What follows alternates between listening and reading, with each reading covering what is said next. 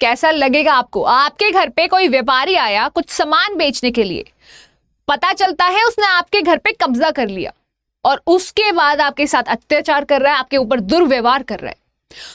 इन सारी कंडीशंस के बावजूद वो आपसे रेंट भी मांग रहे हैं, कैसा लगेगा आपको? यही सेम सिचुएशन थी इंडिया की। आज हम इन्हीं सारी चीजों को स्टडी करेंगे, ये देखेंगे हमारे हर एक सेक्टर पे ब्रिटिशर्स का, कॉलोनियल सिस्टम का कैसा प्रभाव पड़ा। उसके अलावा इसमें से मेंस और प्रीलिम्स में आपके किस तरीके के क्वेश्चंस पूछे जाते हैं। तो आइए चैप्टर को शुरुआत करते हैं। हमारा चैप्टर है Indian economy on the eve of independence, जहां पे ब्रिटिशर्स बोलते हैं कि yes we made it happen, हम लोगों ने पूरी तरीके से इंडिया पे राज कर लिया। अब ये सारी प्रोसेस कहां से शुरू हुई, कैसे ये कहानी शुरू हुई, आइए इसे पढ़ेंगे। उससे पहले जान लेंगे कि भाई प्रीलिम्स और मेंस में इसके किस तरीके के क्वेश्चंस पूछे जाते हैं। अगर मैं प्रीलिम्स की बात करूं तो यहां पे कृषि, उद्योग और व्यापार, इन सभी से क्वेश्चन बनते हैं। इसके अलावा ब्रिटिशर्स का क्या रोल रहा था, हिस्ट्री से बिल्कुल लिंक्ड है ये सब, वो सारे क्वेश्चंस यहां से देखे जाते हैं। ड्रेन ऑफ वेल्थ थ्योरी दादा भाई नौरोजी की, यहां से ये क्वेश्चंस पुट अप होते हैं। इंफ्रास्ट्रक्चर से आते हैं और आपके डेमोग्राफिक कंडीशन से क्वेश्चंस पूछे जाते हैं। अगर मैं मेंस की बात करूं इसी में, तो यहाँ पे एनालिटिकल और कंपैरेटिव क्वेश्चंस पूछे जाते हैं। फोकस यहाँ पे है कि भाई जो आपका ब्रिटिश इकोनॉमिक पॉलिसीज थी उन सभी ने किस तरीके का इंडिया में प्रभाव डाला, चाहे वो नेगेटिव एस्पेक्ट थे चाहे वो पॉजिटिव थे, उन सभी के बारे में यहाँ पे क्वेश्चंस पूछे जाते हैं। जैसे एग्जांपल के लिए आपको क्वेश्चन यहाँ पे डाला है मैंने, critically examine the state of Indian economy on the eve of independence and how it shaped the vision of India's 5-year plans, कि उन्होंने किस तरीके से शेप किया इंडिया के 5 वर्षीय योजनाओं को। ऐसे ही सेकंड क्वेश्चन है, discuss the long term effects of British colonial rule on the Indian economic structure, कि किस तरीके का प्रभाव पड़ा था इकोनॉमिक स्ट्रक्चर पे इंडिया के। अब चैप्टर की शुरुआत करते हैं। देखिए, जब पहले ब्रिटिशर्स नहीं आए थे, उससे पहले स्टेट जो थी, बड़ी ही एक कंट्री हमारी बहुत ही हैप्पी थी, बहुत ही प्रॉस्पेरस थी, हर चीज में उनके नाम थे, उनके चर्चे थे पूरे वर्ल्ड में। अगर मैं बात करूं ना एग्रीकल्चर सेक्टर की, तो जैसे आपको पता है कृषि प्रधान है अपना इंडिया, तो तब इंडियन एग्रीकल्चर बहुत ही अच्छे अपने स्तर पे था। लोग आराम से उगाते थे, खाते थे और मजे की जिंदगी जीते थे। फिर मैं बात करूं क्राफ्टमैन्स की और हैंडीक्राफ्ट इंडस्ट्रीज की, काफी नामी था, काफी हाथ की एक कला जो थी यहाँ की बहुत ही क्लीन थी, जिसके कारण ये इंपोर्ट्स, यहाँ के एक्सपोर्ट्स जो थे वो पूरे वर्ल्ड में काफी फेमस थे। प्रीशियस मेटल्स हुए या फिर प्रीशियस आपके स्टोन्स हुए, इन सभी की काफी एक्सपोर्ट्स हुआ करते थे। और आपको बताऊं, अखंड भारत में जो हमारा बांग्लादेश है, वहां का मसलिन जो सिल्क वगैरह है वो भी काफी फेमस था। अब पता चलता है कि भाई यहां पे आते हैं कुछ लोग, पहले तो पुर्तगीज आए, फिर आते हैं ब्रिटिशर्स। 1608 की बात है। तो 1608 में होता क्या है, सन 1608 में ब्रिटिशर्स आते हैं, ठीक है।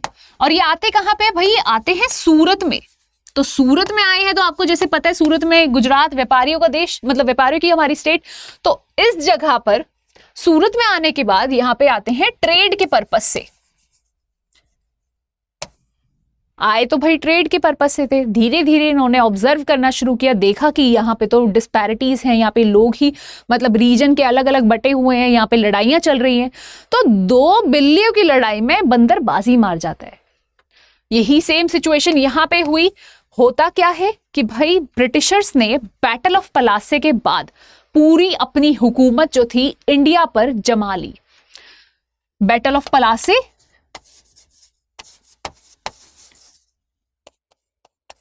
कब हुआ था? बैटल ऑफ पलासे जी, बैटल ऑफ पलासे हुआ था 1757 के अंदर। अब ब्रिटिशर्स ने अपना राजपाट जमाया, सारे के सारे सेक्टर्स जो बड़े ही अच्छे चल रहे थे, मेटल, स्टोन या फिर हैंडीक्राफ्ट की बात करूं, अरे एग्रीकल्चर की बात करूं, ये सारे ही धीरे धीरे खत्म होना शुरू हो जाते हैं। धीरे धीरे इंडिया खोखला होना शुरू हो जाता है। कैसे? एग्रीकल्चर बताया गया था बर्नियर जो थे एक फ्रेंच फिजिशियन और ट्रेवलर थे, उनके द्वारा बताया गया था कि भाई इंडिया बहुत ही सुंदर कंट्री है। अपनी बुक्स में उन्होंने लिखा था यहाँ पे एग्रीकल्चर बड़ा ही ज़्यादा प्रोस्पेरस है, बहुत ही एक यहाँ हैंडीक्राफ्ट्स अच्छे तरीके से हैं और यहाँ की पॉपुलेशन 85% से ज़्यादा जो है इस पे एग्रीकल्चर पे बेस्ड है। होता क्या है, यही एग्रीकल्चर की चीज़ों का मद्देनजर रखते हुए यहाँ पे ब्रिटिशर्स क्या करते हैं, लैंड सेटलमेंट सिस्टम्स बनाते हैं। अब ये लैंड सेटलमेंट सिस्टम्स क्या थे, एग्रीकल्चर के सेक्टर की सबसे पहले शुरुआत करके हम बताएंगे कि जो मेन कृषि प्रधान एक हमारा एक इंडिया रहा करता था उसको कैसे बर्बादी पर लेकर गई। तो सबसे पहले लैंड सेटलमेंट सिस्टम के अंदर 3 तरीके से इन्होंने लैंड सेटलमेंट सिस्टम को बनाया। जैसे पहला मैं कहूं जमींदारी सिस्टम, जमींदारी सिस्टम। दूसरा कहूं तो रैयतवारी, और तीसरा कहूं तो महलवारी। ये 3 तरीके के सिस्टम बनाए गए और ये तीनों ही सिस्टम जो थे अपने आप में बिल्कुल अलग थे। जैसे मैं कहूं जमींदारी सिस्टम 1793 में इसको बनाया गया, रैयतवारी सिस्टम 1820 और महलवारी 1822। इसके रिफॉर्म किए गए थे लॉर्ड बेंटिक के द्वारा, तो 1833 में इसका रिफॉर्म भी किया गया। अब मेन पर्पस क्या था, देखो जमीन इंडिया के लोगों की है, जमीन जो है अपने हिंदुस्तानियों की, अपने भाइयों की थी, फिर भी यहां पे जमीन पे बोला कि मुझे चाहिए रेंट, पेमेंट दो मुझे इसकी, वरना यहां से भाग जाओ। इतना बुरा हाल कि आप अपनी ही जमीन पे रेंट दोगे, ये यहां पे चल रहा था। रेंट कैसे देना है कि भाई रेंट जो दोगे ना, इसमें बीच में एक मीडिएटर बना दिया, जिसे कहा गया एक फीडर इकोनॉमी बना के रख दिया। फीडर इकोनॉमी का मतलब है जब आपके टॉप पे जो बैठा है वो है ब्रिटिश गवर्नमेंट, ठीक है, बीच में जो है वो है जमींदार, और जो बिल्कुल नीचे हैं वो है बेचारे हमारे पीजेंट्स, मतलब कि हमारे जो कृषि कर रहे हैं, ठीक है। यहां पे इनसे बोला कि भाई रेंट लेकर आओ, और रेंट कौन लेगा, कलेक्ट कौन करेगा, जमींदार, ठीक है। यहां पे बोल दिया जमींदार कलेक्ट करेगा रेंट। गवर्नमेंट को कितना जाएगा, मतलब ब्रिटिश गवर्नमेंट को कितना जाएगा, उन्होंने बोला गवर्नमेंट को तो मिलेगा 10/11 का भाग, और जमींदार तुम ऐसा करो 1/11 का भाग तुम भी रख लो। रैयतवारी में पट्टे मिलने लगे, पट्टा सिस्टम शुरू हो गया, और रैयतवारी में 30 साल का एक फिक्स कॉन्ट्रैक्ट हो गया। सेम सिचुएशन महलवारी में आई, तो महलवारी में अगेन यहां पे विलेज का जो हेडमैन था उसको बना दिया गया बीच में एक पैसे को वहां तक पहुंचाने का जरिया, विलेज हेडमैन।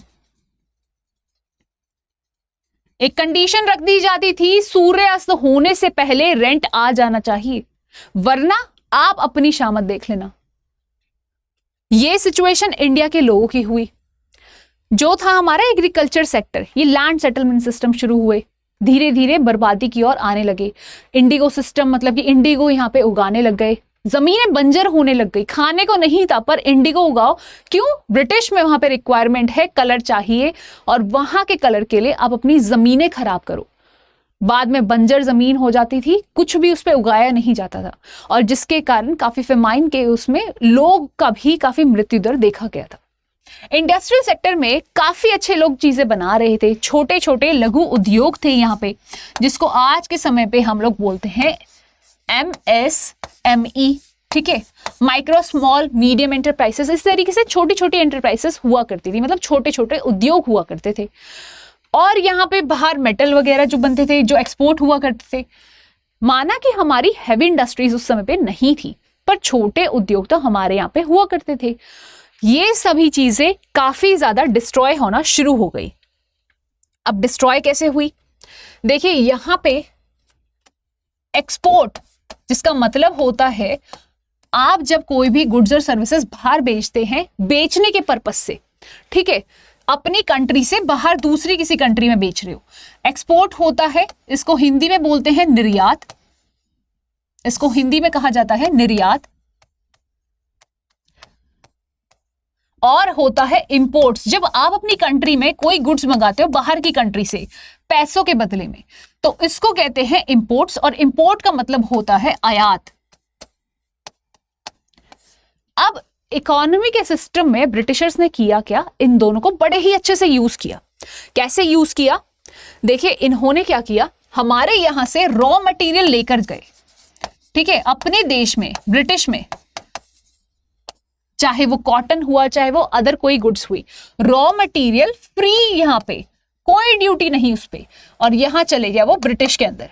ब्रिटिश में थी मशीनें, और मशीनों के अंदर सामान जो बन के आया वो थोड़ा सस्ता बन के आया, यहां पे इनको चीप पड़ा वो चीज, और यहां से जब इंपोर्ट किया तो यहां पे आया आपका इंपोर्ट के अंदर आपके इंपोर्ट जो था वो फ्री नहीं था, इंपोर्ट के अंदर आपकी लगी ड्यूटी, जिसके कारण हुआ क्या, यहां पे इंपोर्ट हो गए महंगे, और यहां ड्यूटी कौन पे कर रहा था, इंडिया पे कर रहा था, जाके इसकी कंट्री में रहा था, ब्रिटिश में रहा था।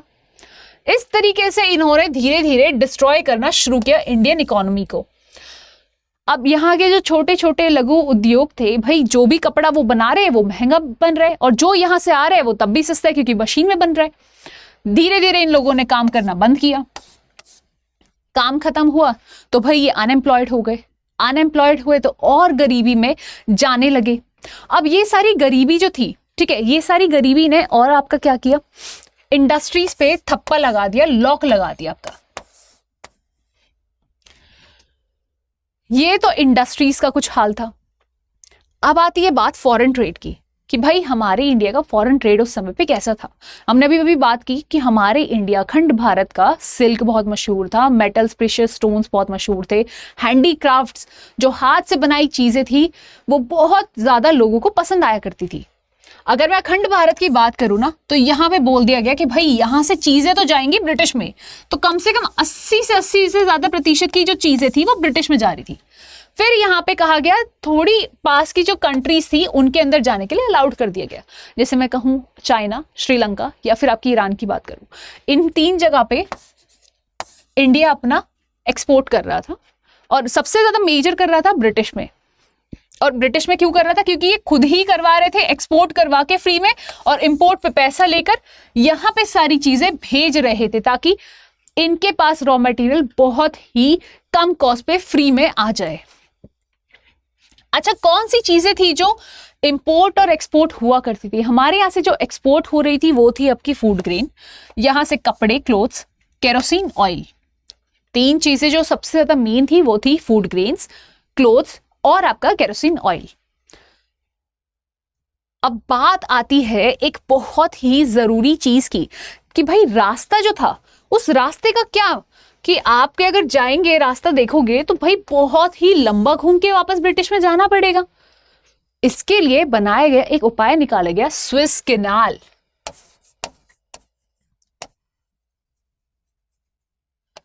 अब ये स्विस कैनाल क्या है? रेड सी और मेडिटेरेनियन सी, इन दोनों के बीच में जो रास्ता है जो बनाया गया, एक मैन मेड एक बीच में नहर बना दी गई, उसका नाम दिया गया स्विस कैनाल, जो ट्रांसपोर्ट के लिए, जो कि आपके एक जगह से दूसरी जगह सामान जाने के लिए आज भी बहुत मशहूर है, पर जगह थोड़ी कम है जिसके कारण बहुत बार शिप्स जो है फंस भी जाती हैं। अब ये स्विस कैनाल जो है यहाँ पे कनेक्ट करती है मेडिटेरेनियन सी को रेड सी से, मतलब इंडियन ओशन कनेक्ट हो गया। इंडियन ओशन कनेक्ट हो गया तो यहां से रास्ता बना, ये सीधा आपका पहुंच गया यूरोप की तरफ। इस तरीके से रास्ते बनाए गए। अब आती है बात डेमोग्राफिक कंडीशंस की। तो यार अगर डेमोग्राफिक कंडीशंस की हम बात करें ना, यहाँ पे मृत्यु दर बहुत देखे जा रहे थे। यहाँ के लोगों के, अपने खुद के इंडियन पीपल्स के बहुत मृत्यु दर देखे जा रहे थे। चाहे हम शिशु की बात करें, मतलब कि इन्फेंट मोर्टेलिटी रेट्स, चाहे हम माताओं की बात करें, इन सभी के मृत्यु दर काफी देखे जा रहे थे। जो कमाने वाले लोग थे उनकी जो संख्या थी वो काफी अच्छी थी, पर था क्या, उनके पास कमाने का कोई अब साधन नहीं रह गया था। एग्रीकल्चर तो इन लोगों ने ले लिया, इंडस्ट्रीज तो इन्होंने बर्बाद कर दी, सर्विसेज में तब के क्षेत्र में इतना ज्यादा फैलाव था नहीं, तो कुछ बचा ही नहीं था। अब ऑक्यूपेशन स्ट्रक्चर की बात करें इसी में, तो किस तरीके के यहाँ पे आप ऑक्यूपेशंस देखेंगे। मैंने कहा एग्रीकल्चर, यहाँ पे किसान देखेंगे आप, और किसान भी कौन, जो आज उस समय पे सिर्फ और सिर्फ ब्रिटिश गवर्नमेंट को रेंट दे रहे थे, जो भी उगा रहे थे वो उन्हीं के लिए उगा रहे थे और खुद क्या हो रहे थे, एक्सप्लॉइट हो रहे थे उनसे। फिर मैं कहती हूँ इंडस्ट्रीज में कोई छोटे मोटे गिने चुने व्यापारी देख लेंगे आप, ट्रेडर्स देख लेंगे, क्योंकि और सारे तो ये बर्बाद कर चुके थे। यहां से जितने भी इंपोर्ट्स मंगाते थे उसके बाद उनके खुद के माल, अपनी खुद की भारत के लोगों की जो बनाई हुई चीजें थी, मटेरियल, वो बहुत महंगा पड़ जाता था, जिसके कारण इनका मटेरियल, ब्रिटिशर्स का मटेरियल बिकने लगा था। एक सीन भी हुआ था जहां पे इंदिरा गांधी बहुत ही छोटी थी, तो उनकी आंटी जो थी वो बाहर कहीं घूमने गई थी, वहां से उनके लिए आई थिंक इंग्लैंड से फ्रॉक लेकर आती है। जब उन्होंने बताया देखिए मैं आपके लिए फ्रॉक लेकर आई हूँ और ये वेस्टर्न वियर आप पे बड़ा ही सूट करेगा, मैं इंग्लैंड से आपके लिए लेकर आई हूँ, इंदिरा गांधी उसको उठाया और फेंक दिया। उन्होंने कहा कि मैं इसको हाथ नहीं लगाऊंगी, इन्हीं लोगों ने हमारी खुद की अर्थव्यवस्था पूरी इंडिया को खराब कर दिया है, मैं ये वेस्टर्न वियर नहीं पहनूंगी और मैं इनके यहाँ के कपड़ों को नहीं पहनूंगी, मैं इसलिए अस्वीकार करती हूं। इसी तरीके से यहाँ पे जो बात थी ब्रिटिशर्स की, जो ब्रिटिशर्स के कपड़े थे लोगों को बहुत लुभाने लगे थे, लोग लेने लगे थे, उसे खरीदने लगे थे, यहां से वेस्टर्न वियर्स की डिमांड भी इंक्रीज होने लगी थी और यहाँ पे लोग उसको खरीदने भी लगे। क्यों? क्योंकि वो चीप थे, यानी कि बहुत ही सस्ते में मिल रहे थे। तो ये कुछ ऑक्यूपेशन स्ट्रक्चर देखने को मिलेंगे। और अगर इसमें परसेंटेजेस की बात करूं मैं, तो परसेंटेजेस में कम से कम 70 से 75% के लोग जो हैं वो आपको कृषि के क्षेत्र में देखने को मिलेंगे। अगर मैं बात करूं यहाँ पे 10% लोगों की, तो वो आपको उद्योग में देखने को मिलेंगे। और अगर मैं इसी में बात करूं 10 से 15% के लोगों की, तो वो आपको देखने को मिलेंगे सर्विस सेक्टर में। कहेंगे ये सर्विस सेक्टर में कैसे हो सकते हैं? लॉयर थे, काफी सारे थे, काफी जाने माने हैं, आप भी बहुत सारे लॉयर्स को जानते हैं, और उन्हीं ने इंडिया को आजादी दिलवाई, तो कुछ सर्विस सेक्टर में भी देखने को मिलेंगे। ये था कुछ ऑक्यूपेशनल स्ट्रक्चर। अब बात आती है इंफ्रास्ट्रक्चर की। देखिए इंफ्रास्ट्रक्चर की अगर मैं बात करूं, यहाँ पे बहुत इंफ्रास्ट्रक्चर की डेवलपमेंट तो हुई, जो मानी हुई बात है। चाहे हम कहें कि भाई यहाँ पे रोड बनवाए गए, ठीक है, यहाँ पे रेलवे सिस्टम, रेलवे ट्रैक्स बनवाए गए, यहाँ पे पोर्ट्स बनवाए गए, पर क्या ये हमारे लिए अच्छा था या फिर ये ब्रिटिशर्स ने अपने खुद के स्वार्थ के लिए किया था? तो ये सारा सेल्फ मोटिव के लिए था। उन्होंने किया क्या था? रोड्स कनेक्टिविटी बनवाई ताकि उनके ट्रेड्स में उनके लिए सोल्जर्स जो हैं, ठीक है, वो इधर से उधर जा सके, उनके लिए लड़ सके, उनके लिए मर सके। और सोल्जर्स कौन थे? वो इंडियन थे वो सारे। ट्रैक्स बनवाए ताकि उनका जो मटेरियल है वो टाइमली हर जगह पहुंच सके, चाहे वो उन्हें इंडिया के किसी भी पार्ट से चाहिए। यहां पे उन्होंने पोर्ट्स बनवाए ताकि उनका माल जो है, उनका सामान जो है, आराम से उनके घर में, मतलब ब्रिटिश में पहुंचाया जा सके। ये सारी चीजों की डेवलपमेंट एक सेल्फ पर्पस के लिए हुई थी, ना कि आप लोगों के लिए सुविधा क्रिएट करने के लिए हुई थी। टेलीग्राफ का सिस्टम, इन सभी चीजों की डेवलपमेंट सिर्फ उनके खुद के स्वार्थ के लिए थी। अब ये सारी कंडीशंस थी इंडियन इकोनॉमी की, जिसमें हम लोगों ने पढ़ा किस तरीके से सारे सेक्टर्स में उन्होंने वर्क किया, किस तरीके से सारे सेक्टर्स में ऐसा कार्य किया कि पूरी इकोनॉमी को हिला के रख दिया, खोखला कर दिया। ये पॉइंटर्स आप सारे मेंस के आंसर राइटिंग में डाल सकते हैं। इनको अच्छे से स्टडी करके आप लोग आराम से क्वेश्चंस को सॉल्व कर सकते हैं। और अगर आपको ऐसी और वीडियोस देखनी है जिसमें आपको आसानी से चीजें समझ आ सके, तो आप लोग प्लेलिस्ट को यूज कर सकते हैं। प्लेलिस्ट कहां पे मिलेगी? आप लोगों को प्लेलिस्ट मिलेगी यूट्यूब पर स्टडी IQ आरंभ चैनल को डालकर, जिसमें जैसे ही आप आरंभ चैनल पे जाएंगे, प्लेलिस्ट में आपको नीचे दिखेगा हाउ टू स्टडी इकोनॉमी, और पूरी इकोनॉमी की प्लेलिस्ट आपको मिल जाएगी। यहां से आप प्लेलिस्ट को सेव कर सकते हैं। और अगर आपको वीडियो अच्छी लगी हो और आपको लेक्चर जो है समझ में आया हो, तो आप लोगों से निवेदन है कि आप प्लीज चैनल को सब्सक्राइब कीजिएगा, वीडियो को लाइक कीजिएगा और अपने फ्रेंड्स के साथ जरूर शेयर कीजिएगा। आप ही लोगों के लिए वीडियो बनाई जा रही है ताकि आपके बेस स्ट्रांग हो सके और आपकी क्लैरिटी अच्छी हो सके। Thank you.